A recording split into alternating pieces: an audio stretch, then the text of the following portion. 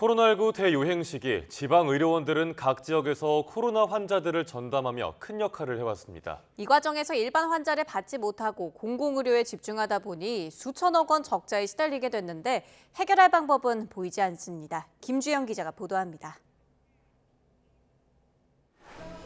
대규모 전염병 우려가 터져나오거나 지방의료에 있어 공적 역할이 필요할 때마다 강조되는 것이 지방의료원입니다. 최근 코로나가 다시 유행할 조짐을 보였을 때도 정부는 지방의료원을 소환했습니다. 공공병원 등의 야간 발열 클리닉을 운영하고 코로나19 거점 병원을 지정해서 환자를 적극적으로 입원 치료할 수 있게 하겠습니다. 하지만 전국 35개 지방의료원은 심각한 적자에서 벗어나지 못하고 있습니다.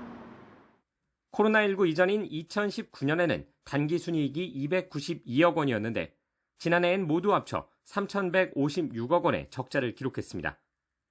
이런 문제는 코로나 대유행 시기 정부가 공공병원에 일반 환자를 받지 않고 코로나 환자를 전담하도록 하면서 시작됐습니다. 일반 환자가 사라지면서 점차 의사가 하나둘 떠나는 악순환이 이어졌고 대유행이 끝난 뒤 수익은 계속 줄어들었습니다.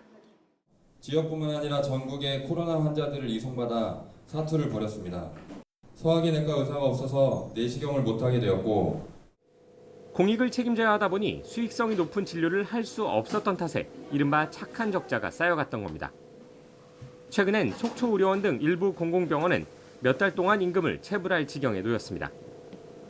부족한 운영비는 관할 지방자치단체가 지원하게 돼 있는데 지자체의 의지가 없으면 달리 해결책도 찾기 어렵습니다. 국가와 지방자치단체는 지역에서 수익성을 기대하기 어려워 민간이 기피하는 필수 의료를 지방의료원이 감당하도록 맡겼다. 의료 약제의 진료 비율중이 높은 것은 당연하며 착한 적자는 불가피하다. 국회 입법조사처도 이런 현실을 언급하면서 중앙정부 재정으로 착한 적자를 보전하고 이익이 낮더라도 서비스 제공이 유지될 수 있는 지불제도 개편을 검토해야 한다고 지적했습니다. 이런 가운데 정부가 꾸린 의료개혁특별위원회는 지방의료원을 지역의료 최후의 보루라고 강조하면서도 재정 정상화를 위한 구체적인 방안은 아직 내놓지 않고 있습니다. YTN 김주영입니다.